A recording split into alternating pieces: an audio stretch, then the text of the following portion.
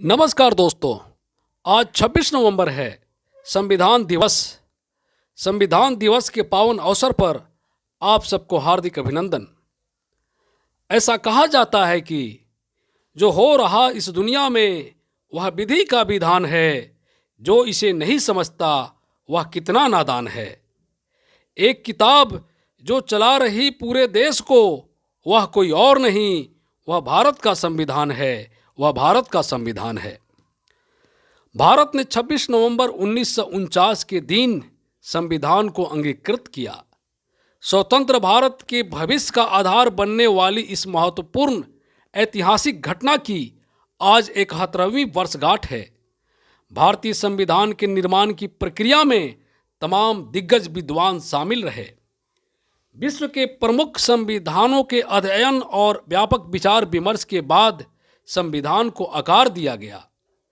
संविधान निर्माण के लिए हुए मंथन की गहनता को इस तथ्य से समझा जा सकता है कि संविधान की प्रारूप समिति की 141वीं बैठकें हुई और इस प्रकार 2 साल 11 महीने 18 दिन बाद एक प्रस्तावना 395 अनुच्छेद और 8 अनुसूचियों के साथ स्वतंत्र भारत के संविधान का मूल प्रारूप तैयार हुआ।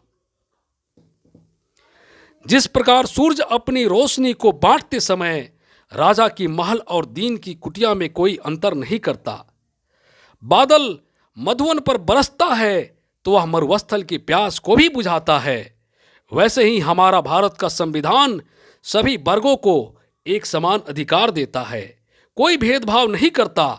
सबको स्वतंत्रता संरक्षित करते हुए जाति, वंश, लिंग, क्षेत्र, पंथ या भाषा के आधार पर बिना भेदभाव किए प्रत्येक नागरिक को समता का अधिकार देता है तथा राष्ट्र को प्रगति और समृद्धि के पथ पर ले जाने के लिए कृत संकल्पित है।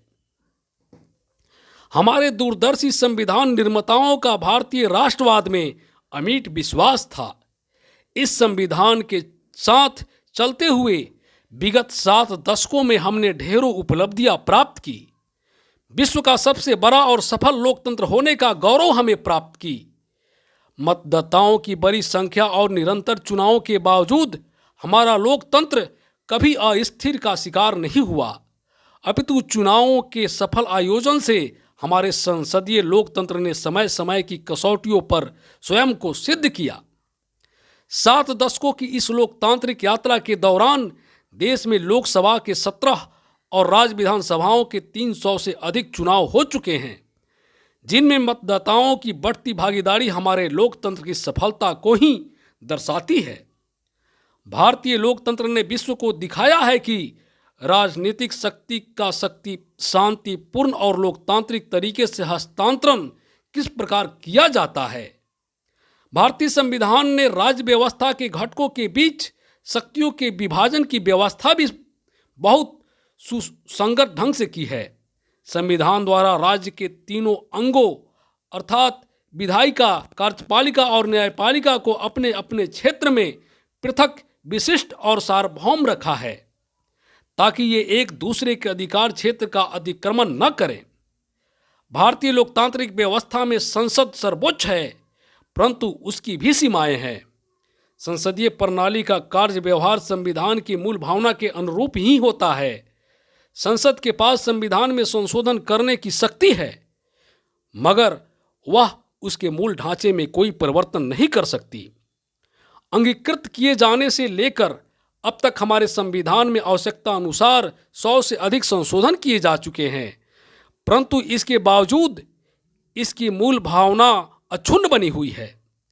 भारतीय संविधान नागरिक हितों पर विशेष बल देता है, जिसका प्रमुख प्रमाण संविधान के भाग 3 में अनुच्छेद 12 से 35 तक मौजूद नागरिकों के मौलिक अधिकारों की व्यवस्था है। यह व्यवस्था सभी भारतीय नागरिकों को एक समान धरातल पर लाकर एकता के सूत्र में पिरोने का काम करती है। वर्तमान में हमारा संविधान नागरिकों को 6 मूलभूत अधिकार प्रदान करता है, जिनमें समता का अधिकार, स्वतंत्रता का अधिकार, शोषण के विरुद्ध अधिकार, धार्मिक स्वतंत्रता का अधिकार, संस्कृति एवं शिक्षा का अधिकार और संवैधानिक उपचारों का अधिकार शामिल है। वस्तुतः नागरिकों को प्रदान ये अधिकार हमारे संविधान की अंतरात्मा है। मौलिक अधिकारों के साथ साथ हमारा संविधान नागरिकों के लिए कुछ मौलिक कर्तव्य भी सुनिश्चित करता है। हमारे संविधान में कुल 11 मौलिक कर्तव्य वर्णित है। इसका उद्देश्य यह है कि देश के लोग संविधान द्वारा प्राप्त मौलिक अधिकारों के आधार पर निरंकुश न हो जाएं, अपितु अधिकारों के साथ साथ लोकतांत्रिक आचरण और व्यवहार के प्रति सजग चेतना और कर्तव्य बोध की भावना उनमें बनी रहे। क्योंकि अधिकार और कर्तव्य एक दूसरे के साथ जुड़े हुए हैं। इसी संदर्भ में विचार करें तो आज देश के समक्ष जिस तरह की चुनौतियां हैं और जिन ऊंचे लक्ष्यों को लेकर हम आगे बढ़ रहे हैं, उनकी मांग है कि नागरिकों में राष्ट्र के प्रति अपने कर्तव्यों के बोध की भावना सुदृढ़ रहे। 21वीं सदी को यदि भारत की सदी बनानी है तो इसकी अनिवार्य शर्त है कि भारत का प्रत्येक नागरिक देश को आगे ले जाने के लिए कर्तव्य भाव से युक्त रहकर कार्य करे। नए भारत के निर्माण की संकल्पना हो या आत्मनिर्भर भारत का लक्ष्य, ये सभी लक्ष्य तभी साकार हो सकते हैं जब देश के नागरिक अपने संवैधानिक कर्तव्यों को लेकर पूरी तरह से गंभीर और सजग हो। धन्यवाद।